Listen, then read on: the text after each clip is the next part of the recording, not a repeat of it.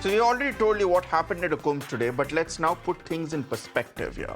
For the past 2 weeks, we were seeing grandiose visuals coming in from the Kumbh Mela, and the focus was on great numbers. This was going to be the biggest, this has been the biggest congregation of a religious purpose the world has ever seen, and the numbers are staggering. 40 crores is the expected number of total devotees to come over the month-long period at Kumbh. 20 crore devotees have already taken a dip in the Kumbh Mela so far, and 10 crore devotees are expected to take a dip today as part of the Maun Avavasya, as part of the Amrit Snan, which is one of the holiest days, apparently a day which comes one every 144 years.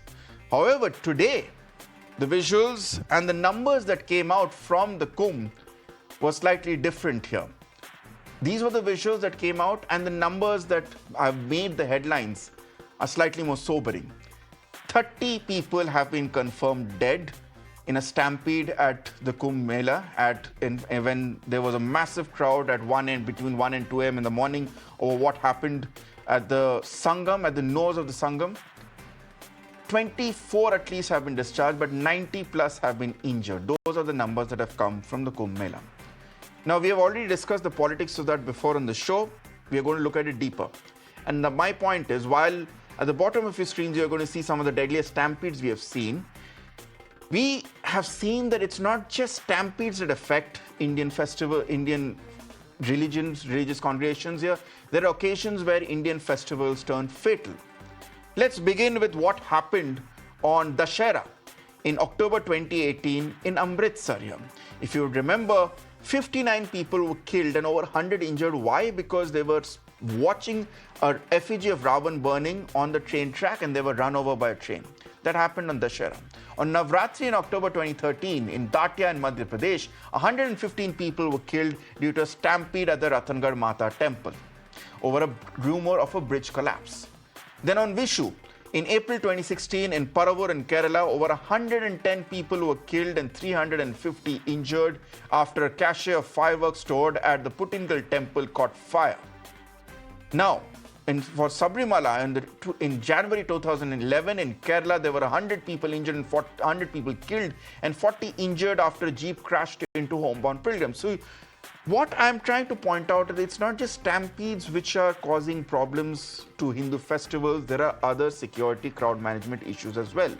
We have tried to sum up some of these reasons here. There are patterns. Let's look at some of the key reasons why your faith is often fractured by failures of crowd management. Number one is overcrowding, and the infrastructure is rarely equipped to handle massive crowds. Then there's a lack of emergency protocols. There's no clear crowd dispersal or medical plans. There's inadequate policing here because of a lack of manpower and a lack of will and intent or lack of go-ahead. There's insufficient security. There's poorly trained personnel. There's poor communication. There's no public announcement systems to guide crowds. Now, and there are again often unregulated vendors and encroachments here, makeshift stalls blocking pathways, emergency exits worsening congestion, creating no lack of an exit strategy here. Now, this is something which not just happens at the Kumbh Mela, which is a relatively well-organized plan. This is also something which happens in smaller festival celebrations as well. And therefore, there are patterns of neglect that we have come out with. There are stampedes. We've got these patterns of neglect. There are stampedes, which are caused due to poor crowd management here. We have given out some of the examples here and on your screens. There are unsafe structures which lead to collapses. And again, we have put out on your screens examples of where that has happened as well. There are illegal fireworks, as what we saw in Puttingal, where hazards have been raising as well. There's inadequate safety protocols in extreme weather conditions. You have what happened in Kachua in 2018, for instance, here. And then there are blackouts in crowded areas triggering stampedes. So the point which we are trying to make here, while we run through all these patterns that we've got for you, is the fact that there is a problem when it comes for us to get our faith in order, when to carry out these massive congregations of Hindu faith, of Hindu festivals here.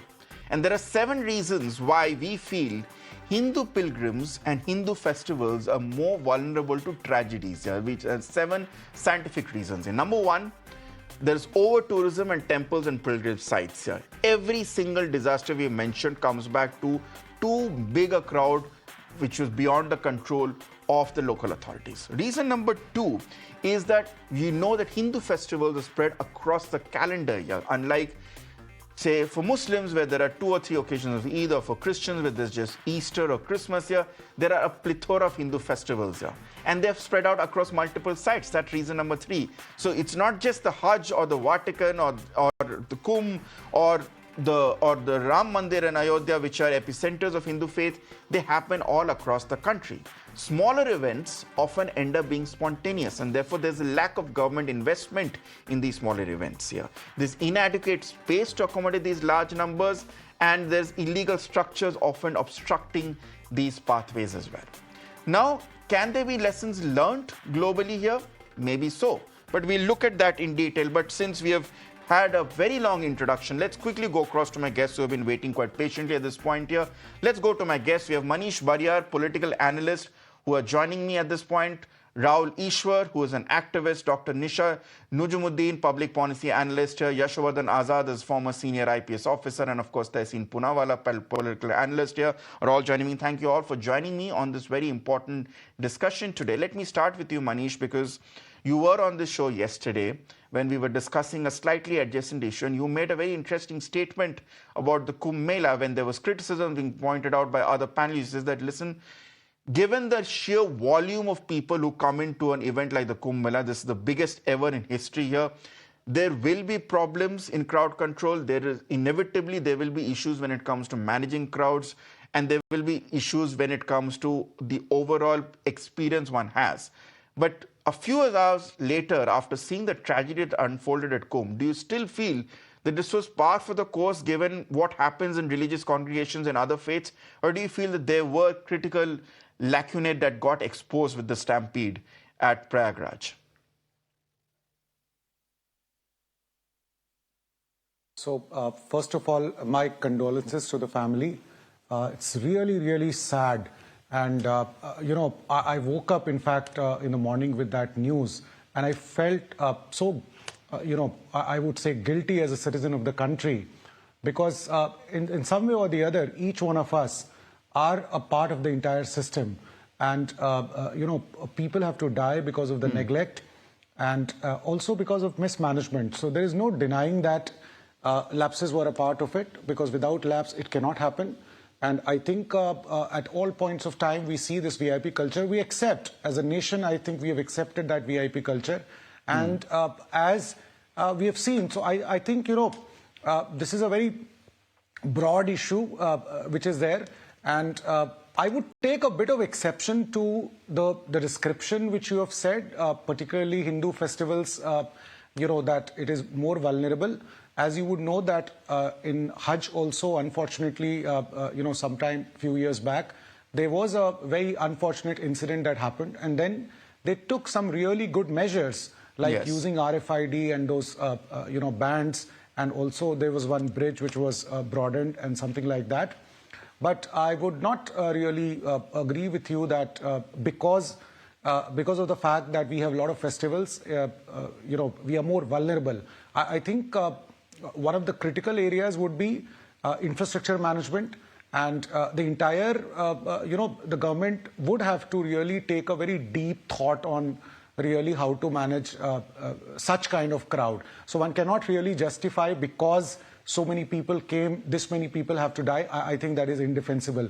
What I was talking yesterday was a bit of whining, like, you know, sometimes streets are not clean or some other kind of things. But obviously, you know, people dying out of this kind of event is completely unacceptable.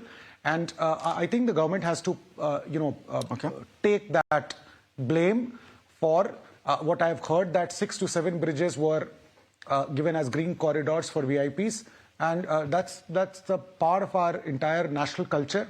And every, you know, every party, including opposition as well as the ruling party, they have to take that really, and including the citizens of the country, that why do we accept such kind of thing? Because in Tirupati to every other place, and I think it cuts across religious lines. You have VIP access. You go to Vatican, there also you have VIP access, which is what I was saying, that even in Hajj you have VIP access. So I don't think it is particular to Hindus. I think it's more human beings You want to feel important, you want Manish. to use your power, and which is why these accesses are given. No, So somewhere Manish, down let the me line, just make, somebody, the let me just nation has to clarify take a call something, on because that. I don't want our panelists to go down the wrong route. When I'm saying that Hindu festivals and Hindu pilgrims are more at risk, I'm specifically situating it within the Indian context. We are already having a list of global tragedies which we've seen at Mecca, we've seen at Mount Sinai in Israel as well. Obviously, wherever there are massive congregations of people here of a particular faith, there's always this omnipresent danger of crowd control, of the crowd going out of control here. But what I mentioned in my opening remarks was specifically in the Indian context here, in terms of why, given the fact that there are a lot more Hindus, there are a lot more Hindu festivals, they vary across scale, vary across location, it becomes a logistical nightmare. And on that note, let me get in Yashovardhan Azad, former senior IPS officer. Mr. Azad, in your experience of looking at the crowd control over religious congregations here, is there a unique challenge which comes out from a religious gathering here? Because at that point, the last thing which the police want to be is to come across as insensitive here. So hypothetically, if you're looking at, say, a Rath Yatra in Odisha, from the Jagannath Yatra, or even if you're looking at the Kumbh, if there are people here who don't follow the rules of the law, if they're not following discipline, you really can't lathi charge them, because the optics and the headlines coming out of that will be massive at this point. Does this not add a further layer of complexities to make which makes law and order or crowd control a lot more difficult in gatherings of a religious nature? Law and order management in all religious congregations, they are nightmares. And let me reiterate your point which you made earlier. Whenever we are in the district, in the field, right from the time September comes to the period of March, we are on tenterhooks. One after the other, the festivals start. And you're 100% right when you say there is a kind of a fatigue factor which sets in. And we know what it means, from Dashara to Muharram to Ganesh Chaturthi to almost everything. That's point number one. Number two, any religious congregation in India we've had, right from the mandirs, whether it was Tirupati, whether we had something at Hathras, there is a stampede.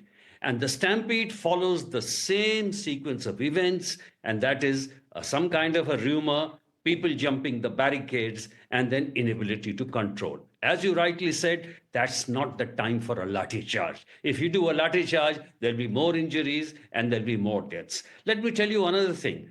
For a congregation of this kind, Mahakumbh, which we boast of, which we advertise, which, the big VIPs go and bathe there, advertising it more, gives an added kind of pressure to the police management. And let me tell you, today the facts exactly are not clear, except that we know that people broke the barricades.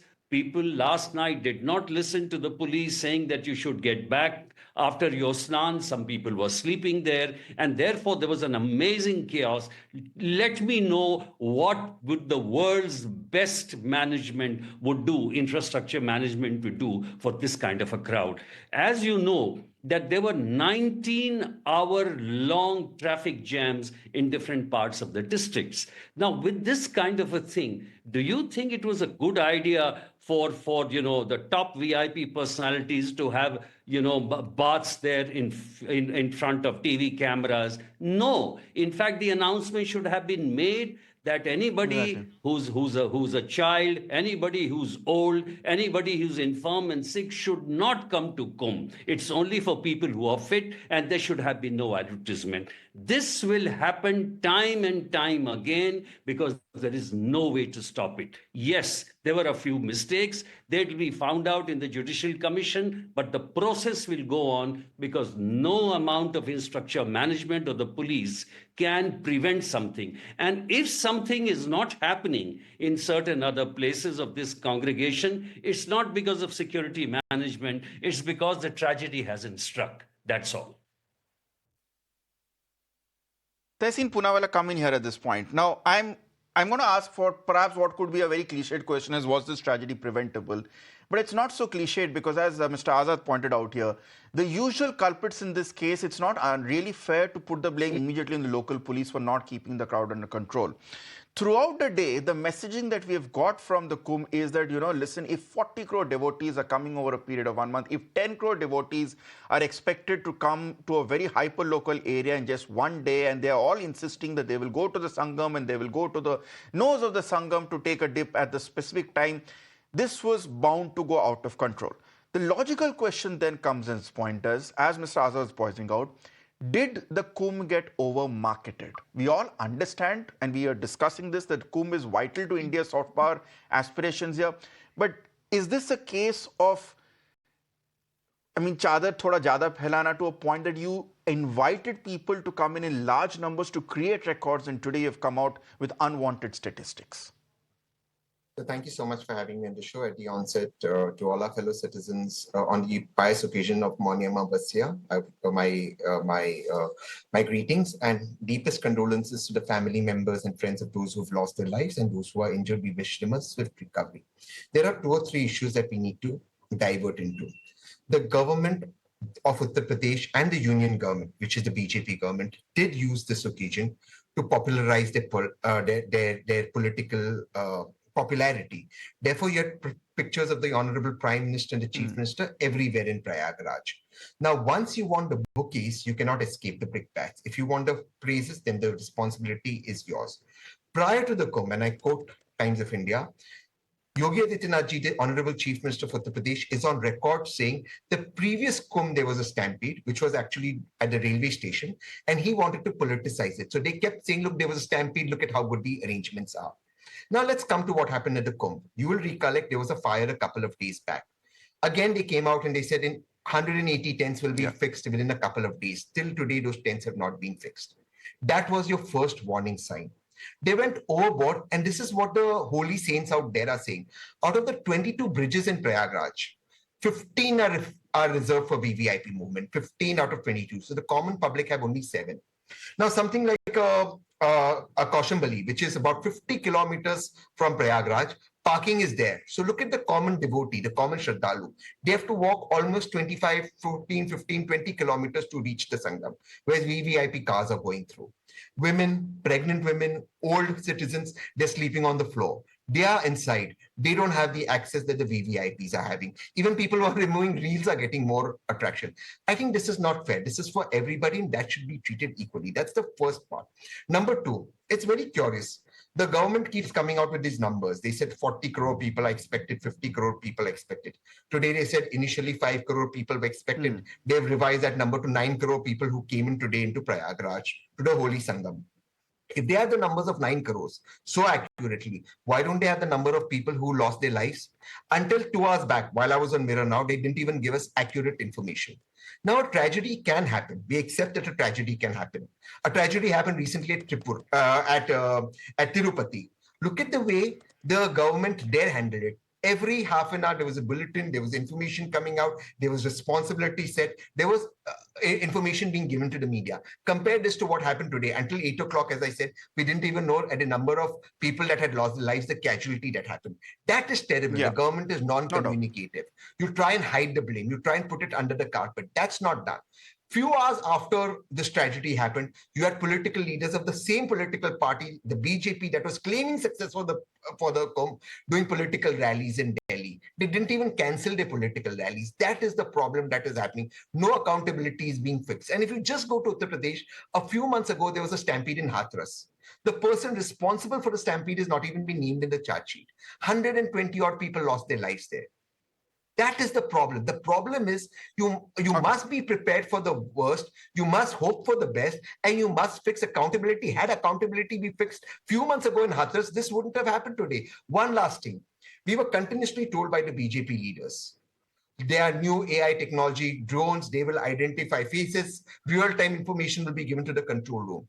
It took time for the ambulances to reach. It took time for the services to reach. It was the NSG that took charge and started taking people to the hospital. It was actually the duty of the local police, the local medical team. The NSG took over. Why did it take so long? What happened to that technology? Why was technology not integrated? I agree with all the points. There are questions that you raised. The larger, I'm just saying, Tehseen, that yes, in this case, yes, with the Kumbh case, there are specific questions about lack of preparation, lack of information, lack of crowd control that come in. But I'm saying that not all tragedies happen at areas so well, I mean, so in the limelight or so well touted as the Kumbh Mela, because we are having even something like a Hathras, and that's an excellent reason for me to then bring in Rahul Ishwar as well. Rahul Ishwar, the point which I was then making about the fact that there is a systemic rot of lack of accountability when it comes to these disasters, big or small, whatever be the festival, whatever be the religion, which continuously goes on because there's no accountability fixed here. Two instances. One, what happened at Hathras last year when the so-called godman in charge of this entire congregation was never named in the FIR, despite the fact that many eyewitness accounts said that it was his instructions for these devotees which caused a massive crowd. Then what happened a few years ago in Puttingal, where they were firing in the Puttingal temple in Kerala, fireworks were being stored illegally here. Cops had raised warnings here, but the temple authority did not heed them, which led to that massive tragedy at this point. If the custodians of faith of Sanatan Dharma are not taking accountability for the safety of the people who come and take part in the devotion and give their bhakti to them, is our system powerless to hold them accountable? Ritangshu, I agree with that question. I have been a part of many temple committees, many organizations who conduct such festivals. I totally agree with those sentiments, and we have to be more careful. See, this is not a time for any blame game. At the same point of time, accountability should be fixed, and everyone should have that accountability. I was listening to my good friend Tehseen ji. I'm a right-leaning Hindu activist. I was trying to find some kind of argument against what Tehseen was saying, but to be honest, Tehseen was sharp on point. There are many things we need to introspect as a community, as people, so that these things don't happen. I have seen Shabarimala tragedy, which you have mentioned in your below, that 106 people lost their life. It was I was one of the first persons to reach there because I was near that place. It's high time, because when devotees are being killed in such kind of a stampede, not only it is a death, it tears apart the soul of the families. It breaks the faith. It breaks the soul of the people who believe in the deity, or who believe in this such a holy space. That's the reason why we need better crowd control. We need better management systems, and it is high time that we do such things. And we Hindus, let me be very honest with this, even though there are tragedies of bigger magnitude in other places, we Hindus needs to be careful about these kind of things, because it has been happening it has been far often, and there has been many tragedies in many places, and the frequency is too much. I agree with what you have shown in the earlier thing, saying that what are the 7 reasons why this is happening.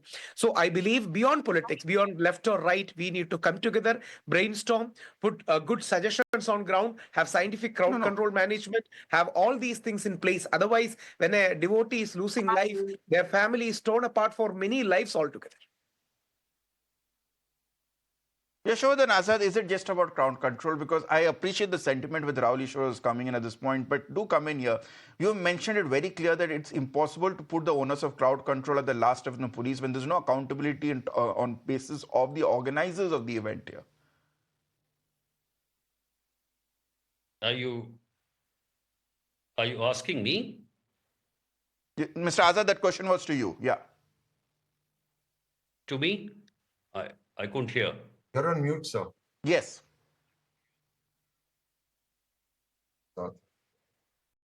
Is the question for me? I didn't hear. Yes, Mr. Azad, that question was for you. I'm hoping you've heard what Rahul Ishwarji was saying. So I just wanted you to comment on that. I really can't recall, because the last part I couldn't hear. But what I can make out is that, yes, I agree with Rahul Ishwar when he says that there should be better crowd control. But I assure you, Rahul Ishwar, there was nothing in the crowd management of the present Kumbh which was not done. There is nothing. In fact, even for smaller arrangements like Singhas, which I was, associated with in Madhya Pradesh, we almost covered every area. In Prayagraj, for example, from the drone, from each sector to the management of, removal of patients, everything, exercises, scientific AI tools, facial recognition. There's nothing which cannot be used. But I'm pleading with you that even the world's best infrastructural management cannot deal with a much overhyped and a marketed like Mahakumbh, where you're calling almost. See, the arrangements are breaking down everywhere. There's an American blogger with a follower of 1.2 million who's caught up in the traffic for 19 hours. This is what is happening just outside. You cannot cater to a crowd of this. We must accept this. And let us not advertise that everyone should go to Kumbh. No, the minimum number of people should go to Kumbh. In fact, they should pray from their places and even not go to most important temples like Tirupati, except unless it's very, very important. There is no other solution to it. You will be only doing, patchwork here and there by suspending a few officers here. This will not solve the problem. Hence, Rahul Ishwar, come in on that point here. If what Mr. Azad is saying, that it can't be brought down to just crowd control and lack of arrangements at a specific incident here, there has to be larger responsibility taken by custodians of the faith here, of any faith here, both in terms of the custodians and the devotees, that we need to keep civic responsibilities also in hand and not be swayed by faith. Will you agree with that sentiment? Because that was missing in Puttingal, that was missing in Hathras. I know, to be honest, I agree with the sentiments of Asad sir, but one humble submission from a person who has been on the other side is many times when such an event comes, we do go overboard. I'm not saying no. When I won't use the word marketing, but when you radiate the message of faith, when you radiate such things, sometimes we think it is a huge occasion, or we genuinely believe it is a huge occasion. We go, all guns blazing. There is a point. I'm not saying no, but I believe government and the establishment should give us guidelines so that we can follow. And from a part of a devotee and organizer, I can guarantee you one thing. Whenever courts or government gives guidelines, we will totally go by it. We have seen that in Thrissur Puram in Kerala, when Kerala High Court came very strongly and said, these are the things you can do. So please give us more guidelines. See, we are ordinary people. We are devotees. We are swayed by emotion. Whenever a temple festival comes or a big occasion comes, we want to make it as grand as possible. And to be very honest, one temple committee, before handing over to the next committee, wants it to be as grand as possible. So this is the honest thing that happens. So, give us guidelines, guide us well, people like you, people courts. I think they should take more guidance role and guide us to make us accountable to do these things. I appreciate your honesty, Rahul Ishwar, because it's very important with what you touched upon, that devotees get swayed by emotion. That is the pervasive and the strong moving power of faith which makes it such a compelling force. Dr. Nisha Nujumuddin, you are here as a public policy analyst here. Weigh in at this point. Where do we and who draws the line here? Because as the panelists have mentioned here, faith is such a powerful thing that when it overcomes a devotee, it's very difficult for that devotee to keep in mind his or her safety at this point. Who should draw the line? Should it be the devotees themselves? Should it be the organizers? Should it be the government here? Because in terms of every political spectacle, no government would like to be seen as clamping down on a display of faith. Instead, in fact, in the last 10 years, we have seen the trend go in a different direction where faith has been celebrated. I won't use the word marketed, but faith is being celebrated, faith is being hailed, and faith is being amplified to an extent. So where do we draw the line? See, faith is one particular factor in our country, India, where we cannot market it, right? So people were talking about over-marketing of the Kumbh Mela, or let's say over-hyping of it. Now, this is something that happens after so many years. Faith in our country should be taken in a very positive sense, but that doesn't mean that faith has to be taken in a blind context as well. What happened in Kumbh Mela is like, it's a religious gathering. So out of faith, the devotees are going there because they want to get the darshan, they want to do all their ritual activities, they want to get the blessings. I agree to that. But then, when the infrastructure, as the previous speaker said, the infrastructure was too good and it was indeed the best. But then we know that somewhere or the other, the lack of proper crowd pull management, the lack of proper surveillance, the lack of proper, infrastructure that we had there has led to such kind of stampede and killing of so many people. So I really feel very bad and sad. And my heartfelt condolences for all the people, the family who have lost their members in this particular Kumbh Mela. At the same time, we need to understand that in this particular Kumbh Mela, when such kind of issues happened, somewhere or the other, the the government has to take equally responsible for what has happened. Doesn't mean that they've not taken anything or they've not done anything, but rather why can't they be a little more careful? For example, if you see the global scenarios, people, places like Vatican, places like Mecca, even there also issues have happened. But compared to what is happening in Indian scenario, it is much, much lesser. So if they can do it properly, why can't Indian religious gathering also follow certain perspectives? At the same time, why can't the elderly people and the older people think a little rationally as well? They know that Kumbh Mela is going to have a huge crowd, no doubt about it. So now they know that if they are going for this, definitely that is also going to have a huge risk on what they are going to do as well. So why can't they be a little rational in their choice of making a point of going there as well? Because I'm not saying that you should not go. See, you need to understand that religious belief, it should not be a blind faith. Spirituality or spiritual factors should come from within. It doesn't mean that if you go and take a dip in the holy river, there only you get cleansed of all your sins. It is actually a kind of notion in the minds of people. Of course, even I'm a very spiritual person, very religious person, but then, for example, if I am sick, or if let's say I have some elder people in my family, I will make a very rational decision that because God has asked me to be rational as well. It is not like God has never told us that you come, you do all these procedures, only then you'll be blessed. We go to a holy place, a religious place to get blessings and come back home. We don't go to a holy place to come as dead bodies back to our home. So this basic rational thing is missing in the minds of a lot of people. That has led to such kind of issues also. And adding to this, one more point is that the governments, again, you can't say the UP government or the PM has to blame for this. See, they have done what they could do. Let's say, for example, they expected, let's say, 10 crore people, but then 40 crore people have come there. So what they will do? So now and this is not only the people within our country, India, people across the globe has come, across the globe. So can you stop people from coming there? Can you say, no, you cannot enter here? No, because it is again questioning on their religious belief and spiritual beliefs as well. No, but it can be done. I'm sorry, Dr. Nisha. It could be done, and we see this trend happening at this point. We saw what happened with the Char Dham Yatra in Uttarakhand last year. Once again, the number of pilgrims overwhelmed the roads to a point that the government did have to come up with restrictions saying that no, you more than a certain put a cap on the number of people who come in. That was not there in Uttar Pradesh. Manish Barriarr. Okay, let me please. Okay, just allow me to ask the question back to you on this.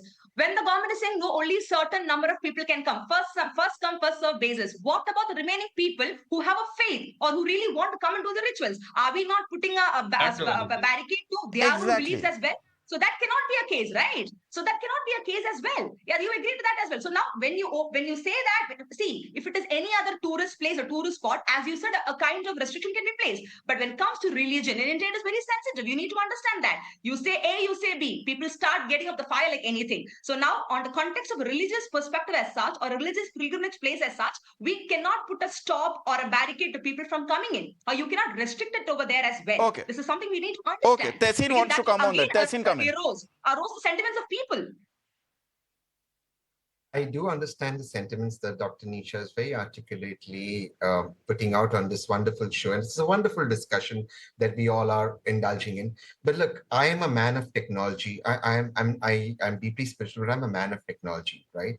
So there's no point in just having technology for creating headlines and not using the technology. The former IPS officer, Azadji, and I have a lot of respect for Sir, spoke about how we have facial recognition drones with the latest AI technology. It's of no use if either robots or real-time human beings are not monitoring it. So what I'm trying to say is you could have had RFID bans if you had them, but exactly knowing, for example, what is the allergy you have, what is it that you're allergic to, what is your blood group, etc. You would exactly by now know the exact number of people that have entered, the exact number of people that have been missing, the exact number of people died. Ultimately, this is an integration of technology with faith. The point is we use technology only for headlines management, unlike other places where technology is integrated within events. Unless we don't do that, unless we don't bring in more robots that are AI generated, more blockchains that can work. Unless we don't have more of the drone technology that is let's be realistic at this point. We all are looking forward to the integration. Then we have to, at some point, put human life ahead.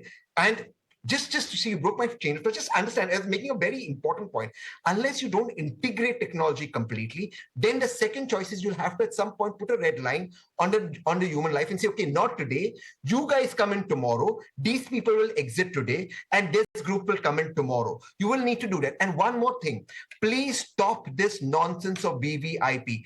God's created every one of us equal. We as Indians accept VVIP tantrums, except for maybe Her Excellency, the President of India, the Prime Minister, and maybe Chief Ministers. Nobody else should be a VIP and entertained. Please stop this. Judges, MPs, MLAs, actors, reel makers, cricketers, footballers, everybody's a VIP.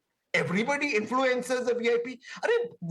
God has created everybody equal. Stop this VIP culture. If out of 22 bridges, 15 are for VVIPs, what happens to that pregnant woman? What happens to that old man? What happens to that common devotee? This has to stop. God created us equal. Our constitution has made us equal. Why are we giving VVIP, and why do we accept VVIP status for everybody? This is not right. This is our country, not their country. This is our country. Okay, I get your point completely on VIPs. I had a counter on the technology point you mentioned, Tehseen, but let's keep that aside for now. Manish Barriarr, come in at this point.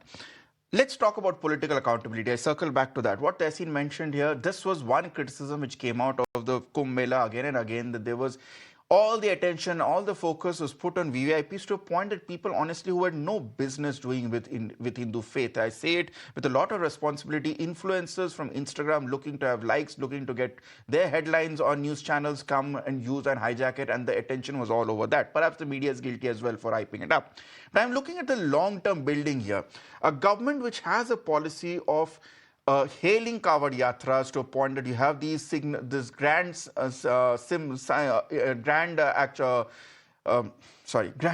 actions of showering them with petals from helicopters. Here, it's a government which has actively marketed and promoted Hindu Yatras and Hindu faith for the last 10 years. I'm not saying it's a bad thing at all. Can that government suddenly at the last step then realize, oh my God, we have marketed or promoted a bit too much, we are anticipating a bit too many people and we don't have the resources to control these people, and at the 11th hour, stop people from coming in, because that, as Dr. Nisha pointed out, was unfair?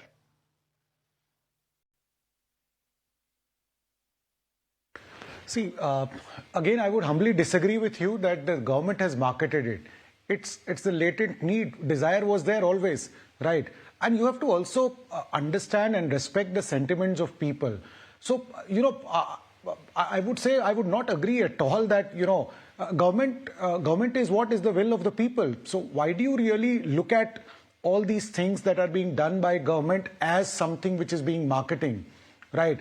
We need not look at from those prisms. We can look at from the fact that no, the reason I'm saying that, Manish, is because at the end of the day, the government is also responsible for my safety, for my life and livelihood and safety. The government is also responsible for my safety. The absolutely, and that's what my opening remarks were. So we can take lessons. The government is also responsible for ensuring that I have the right to practice my religion, which is a constitutional right. Absolutely.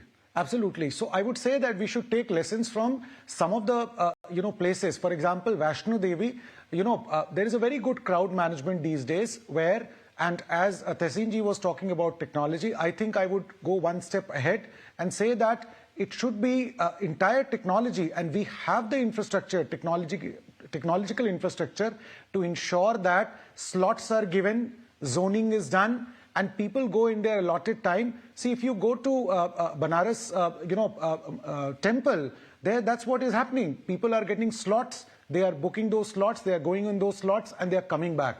I think it's time that such congregations should be managed through technology, and I personally believe that is the only solution. And Vaishno Devi and some of the other places has shown that. There is something, and I always felt like that even during in the last 15-20 days. To be honest, I was fearing for the worst because of the kind of people which were, one was so they were coming, and I always felt that, slots would have been better. This was my own, internal assessment that the way people are coming up, it's not so good. And unfortunately, this incident had to happen. So technology is the answer. And we are doing well. We are a large country. disbursing money. We are doing lots of stuff on, so the entire backbone is there. We have the data, Aadhaar card is there. I don't think it would take too much of time. The will of the government, I would request government to really look at this very, very sincerely and seriously. And irrespective of whatever government it is. Yashovardhan Azad, is technology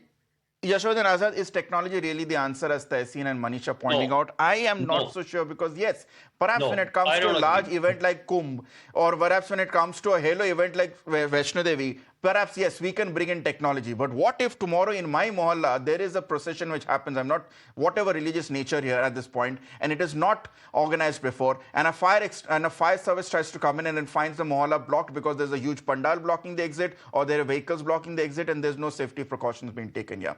How can we, at the end of the day, if every life is important, as Tehseen so eloquently pointed out, a life of someone going to a Vaishno Devi versus a life of someone going to the nearby temple, or even a basic Godman's congregation like Hathras is equally important. And I'm not sure we are still at a position where technology can come down to every local level implementation like that.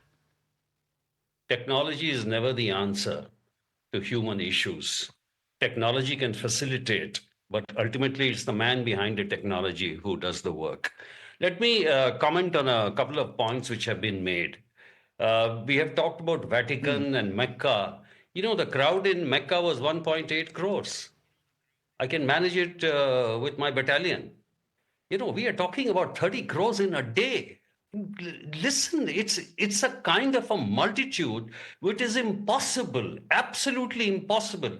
Having done 30 years doing the same job, I can tell you that there is nothing which has not been used. Plus, technology is used in those places where people are also disciplined. I'm sorry to say, there is complete indiscipline. The police was begging since last evening. Nobody listened to them.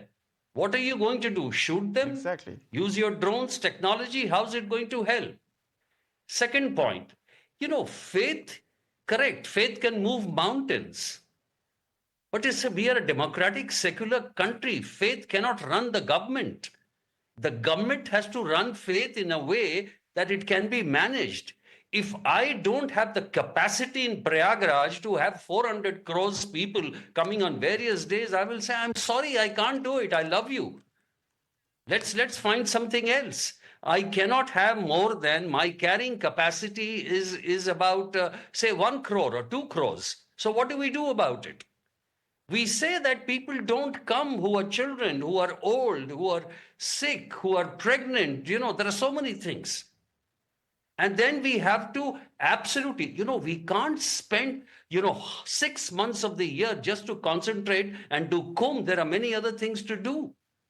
Same thing, I'm very happy you talked about Kavar Yatra. I have done Kavar Yatra in my own Bihar and Jharkhand, where we used to do it very quietly, where no road was affected.